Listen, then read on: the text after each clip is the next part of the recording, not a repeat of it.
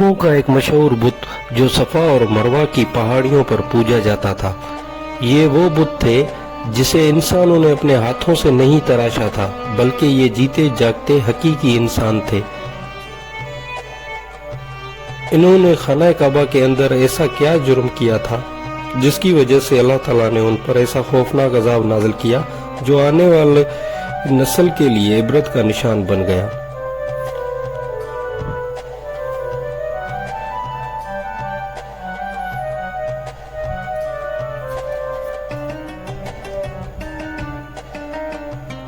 जब से खाना काबा तामीर हुआ तब से लेकर अब तक जिसने भी बैतुल्लाह की बेहुरमती की या बेहुरमती करने की कोशिश की तो अल्लाह ताला ने उनका वो हशर किया कि रहती दुनिया तक इबरत का निशान बनकर रह गए, फिर चाहे वो दुनिया का ताकतवर बादशाह अब्राहा और उसका हाथियों का लश्कर ही क्यों ना हो।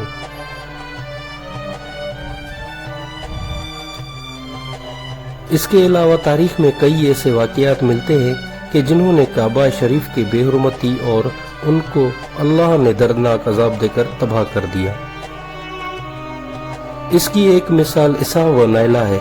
इसाव बिन याला और नायला बिनते ज़ैद दरअसल कबीला बनी जुरहम के मर्दो जन थे। नायला एक खूबसूरत और हसीन लड़की थी जो अपने कबीले में यमन के किसी इलाके में रहा करती थी। ये खूबसूरत हसीना कबीला बनी जुरहम में अपनी नुमाइश करती थी। वो फहश लिबास पहनकर घर से निकलती थी और कबीला के नौजवान उसके पीछे पीछे चलते थे। हर कोई उससे ताल्लुकात का ख्वाहिशमंद था। उन्हीं लोगों में कबीले के सरदार का बेटा भी शामिल था जिसका नाम इसाफ बिन याला था।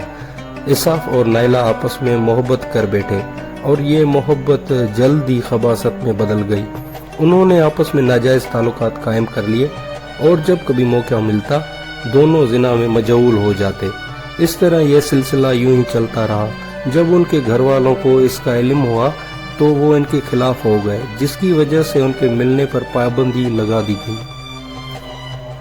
एक दफा का वाकया है कि बनी जुरहम का एक काफिला हज करने के लिए मक्का की तरफ रवाना हुआ तो ये दोनों भी उस काफिले के साथ हज के लिए चल दिए।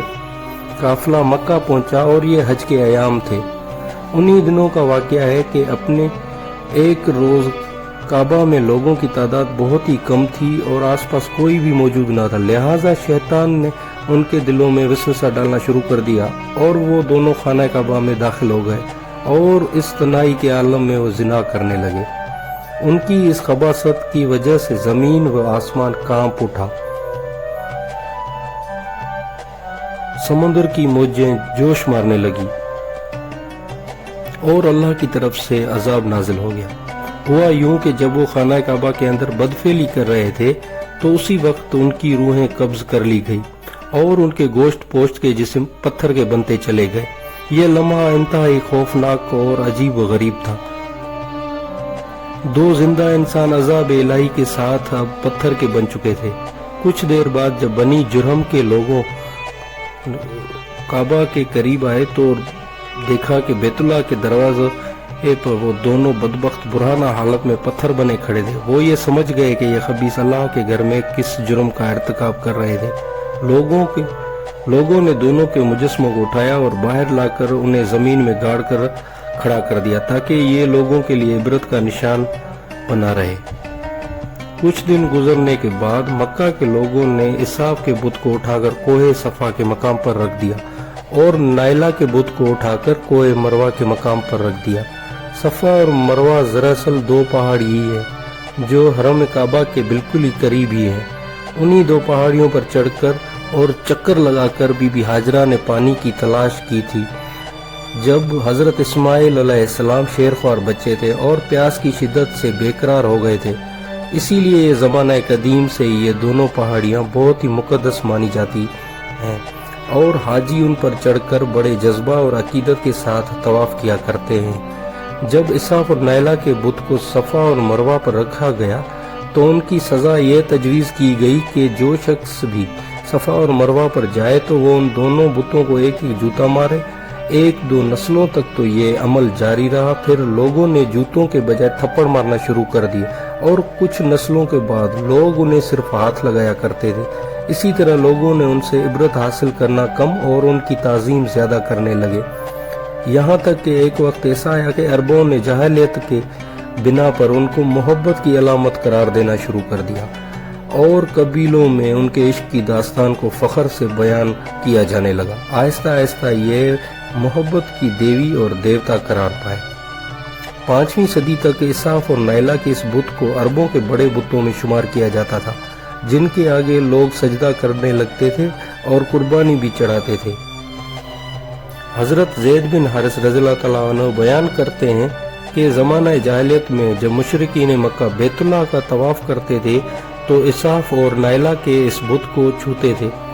میں ایک دفعہ رسول اللہ صلی اللہ علیہ وسلم کے ساتھ بیت اللہ کا طواف کر رہا تھا، لہٰذا جب میں ان بتوں کے پاس سے گزرا تو ان بتوں کو چھوا۔ اس پر آپ صلی اللہ علیہ وسلم نے مجھ کو ان بتوں کو چھونے سے منع کیا۔ میں نے اپنے دل میں کہا کہ دیکھوں تو صحیح کہ چھونے سے ہوتا کیا ہے، اسی لیے دوبارہ ان کو چھوا۔ آپ صلی اللہ علیہ وسلم نے دوبارہ ذرا سختی سے منع کر کے فرمایا، کیا تم کو منع نہیں کیا تھا؟ حضرت زید فرماتے ہیں کہ اللہ کی قسم اس کے بعد میں نے کبھی کسی بت کو ہاتھ نہیں لگایا، اور میں قسم کھا کر کہتا ہوں کہ نبی اکرم صلی اللہ علیہ وسلم کبھی بھی کسی بت کو نہ چھوا تھا، یہاں تک کہ اللہ تعالیٰ نے آپ کو نبوت عطا فرما دی اور آپ پر وحی نازل ہونے لگی۔ ایک دن رجد ہدایت کا ایک سورج طلوع ہوا جس سے یہ پورا خطہ جگمگا اٹھا۔ حضور پاک صلی اللہ علیہ وسلم نبوت کے عہدے پر فائز ہوئے۔ آپ صلی اللہ علیہ وسلم نے دعوت و تبلیغ کا کام شروع کیا۔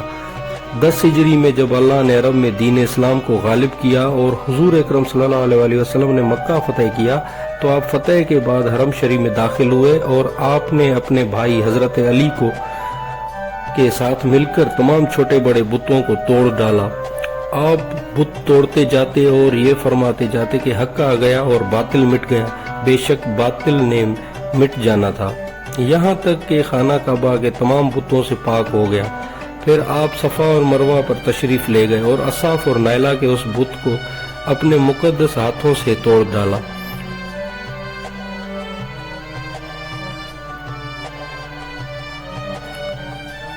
اساف اور نائلہ کے بتوں کو لوگوں نے عبرت کے لیے صفا اور مروہ پر رکھا تھا، لیکن شیطان نے ان کو ایسا گمراہ کیا کہ وہ ان کی پوجا کرنے لگے۔